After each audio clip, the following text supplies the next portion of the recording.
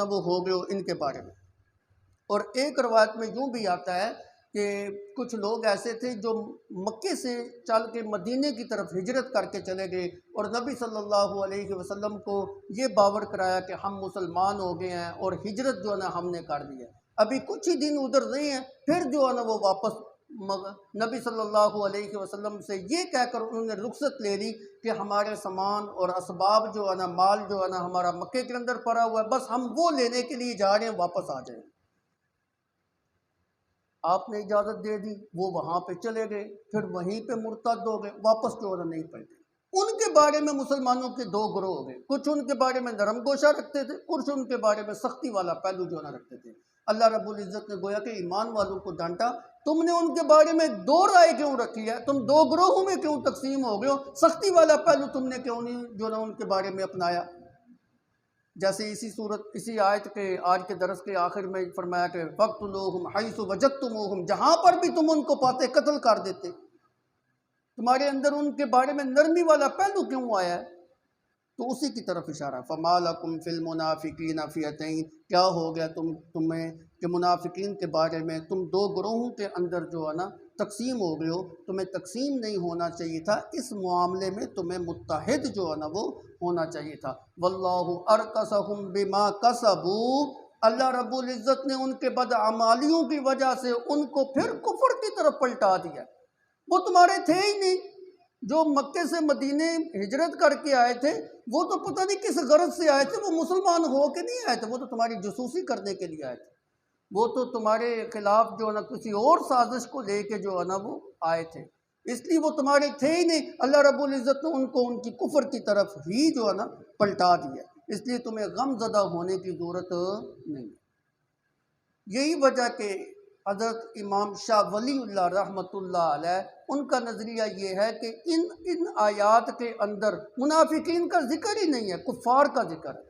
وہ کہتے ہیں یہاں سے مراد کافر ہے، اور یہ جملہ بھی جو ہے اسی طرف اشارہ کر رہا ہے۔ اللہ کہہ رہے ہیں واللہ ارکسہم بما کسبوا، اللہ نے ان کے بدعمالیوں کی وجہ سے ان کو کفر کی طرف ہی پلٹا دیا۔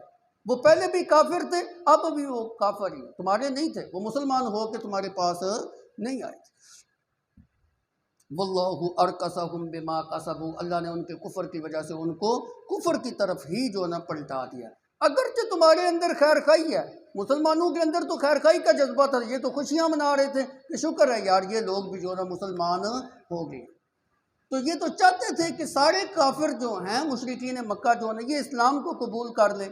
اللہ کہتے ہیں ٹھیک ہے تمہاری دلوں کے اندر خیر خواہی ہے، لیکن میں اللہ کے فیصلے کچھ اور ہیں، جس کو میں اللہ نے گمراہ کر دیا ہے تمہاری چاہت سے وہ مسلمان نہیں ہو سکتے۔ واللہ ارکسہم بما کسبوا اتریدون ان تہدوا من اضل اللہ، کیا تم چاہتے ہو کہ ان کو ہدایت دو، ان کو جن کو اللہ نے گمراہ کر دیا؟ کیا تمہاری چاہت کی وجہ سے ان کو ہدایت مل جائے گی؟ وہ تو تھے ہی کافر، ان کے دل تو پلٹے ہی نہیں۔ جو خود اپنے دل کو پلٹانا ہی نہیں چاہتا، میں اللہ بھی اس کو ہدایت نہیں دیتا۔ ہدایت انہی لوگوں کا مقدر ہوتی ہے جو اپنے دل کے برتن کو سیدھا کر کے آتے ہیں اور ہدایت کو طالب بن کے آتے ہیں، ہدایت کے طالب بن کے آتے ہیں۔ جو ہدایت کا طالب بن کے نہ آئے، جس کے دل کے اندر ہدایت کو قبول کرنے کی جستجو نہ ہو، اللہ بھی اس کو ہدایت نہیں دیتا۔ ہدایت کوئی اتنی سستی چیز نہیں ہے کہ ہر کسی کو ملتی ہے۔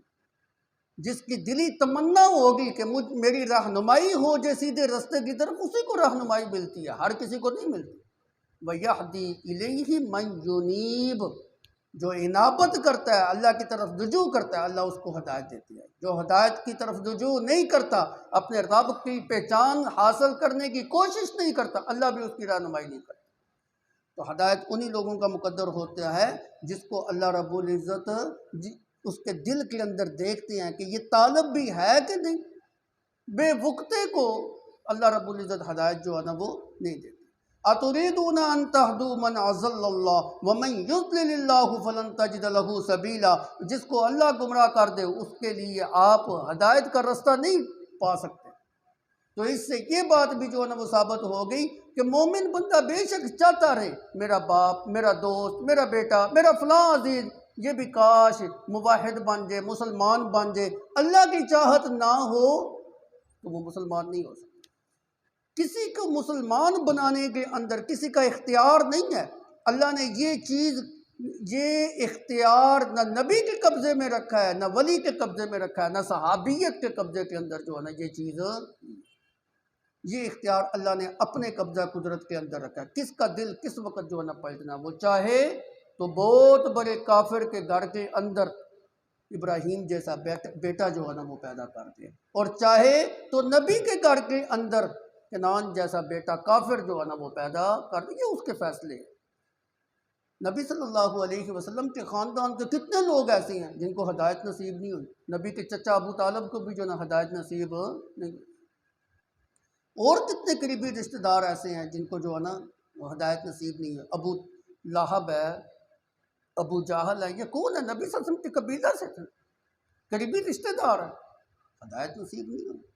اِنَّكَ لَا تَهْدِي مَنْ أَحْبَبْتَ وَلَٰكِنَّ اللَّهَ يَهْدِي مَن يَشَاءُ۔ یہ اللہ کے فیصلے ہیں کہ کس کو ہدایت دینی ہے، کس کو ہدایت نہیں۔ تو فرمایا کہ آپ کے دل کے اندر بے شک